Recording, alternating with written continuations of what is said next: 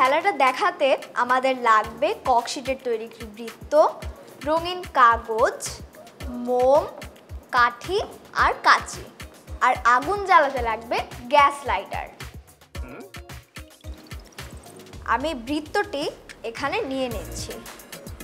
এরপর আমি একটা কাঠি এখানে এভাবে বসিয়ে দিব।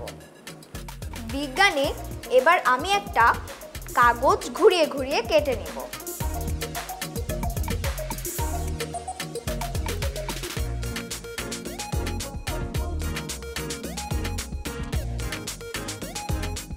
দেখো বিজ্ঞানী, আমি কাগজটা এভাবে কেটে নিয়েছি। এখন আমি মাঝখানে একটু ভাঁজ দিয়ে দিব, মানে একটু চিহ্ন করে দিব যাতে এখানে বসাতে সুবিধা হয়।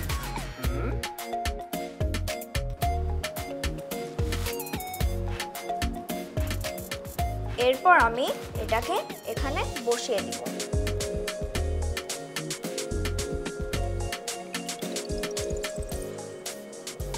মোমটা আমি এখন এখানে বসিয়ে দিব।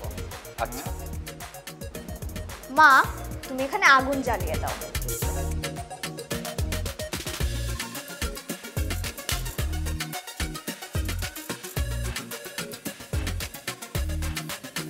দেখো বিজ্ঞানী কি হয়।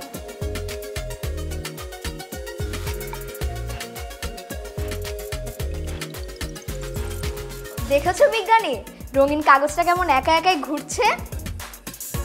হ্যাঁ,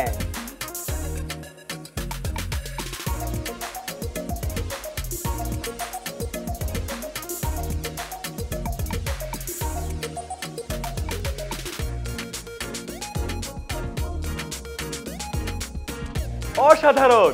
কি সুন্দর করে কাগজটি ঘুরছে, দেখেছো?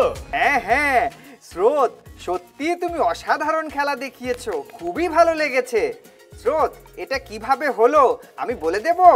হ্যাঁ অবশ্যই, বলো। তুমি প্রথমে বৃত্তাকার থার্মোকলটিতে একটি কাঠি বসিয়ে নিয়েছো। তারপর একটি রঙিন কাগজ ঘুরিয়ে ঘুরিয়ে কয়েল আকৃতির মতো করে কেটে নিয়ে কাঠির ঠিক মাথার উপর আটকে নিয়েছো। এরপর কাটা কাগজটির নিচে অর্থাৎ কাঠির গোড়ায় একটা মোমবাতি জ্বালিয়ে দিয়েছো। মজার ব্যাপার হচ্ছে, মোমবাতি জ্বালানোর পরেই কাঠিতে আটকে থাকা কয়েল আকৃতির কাগজটি নিজে নিজেই ঘুরতে শুরু করেছে। এটা হয়েছে পরিচলন পদ্ধতিতে বাতাস গরম হয়ে উপরের দিকে উঠে যাচ্ছে বলে। বাতাসের অণুগুলো এমনিতেই দূরে দূরে থাকে, তাপ দিলে এর অণুগুলো আরো বেশি দৌড়াতে শুরু করে। উত্তপ্ত হালকা বাতাসের প্রবাহ যখন পেঁচানো এই কাগজের ভেতর দিয়ে উঠে যাচ্ছে, তখন সেই প্রবাহ কাগজটাকে ঘোরাতে থাকে। স্রোত, আমি কি ঠিক বললাম? ঠিক বলেছো বিজ্ঞানী, একদম ঠিক বলেছো। মজার এই খেলাটি দেখে আমার ভীষণ ভালো লাগছে। তোমাকে অনেক ধন্যবাদ। তোমাদেরকে অনেক ধন্যবাদ।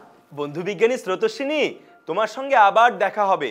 তখন মজার মজার এমন আরো খেলা দেখব। ততক্ষণ ভালো থেকো বিজ্ঞানী। বিদায়। বিদায়।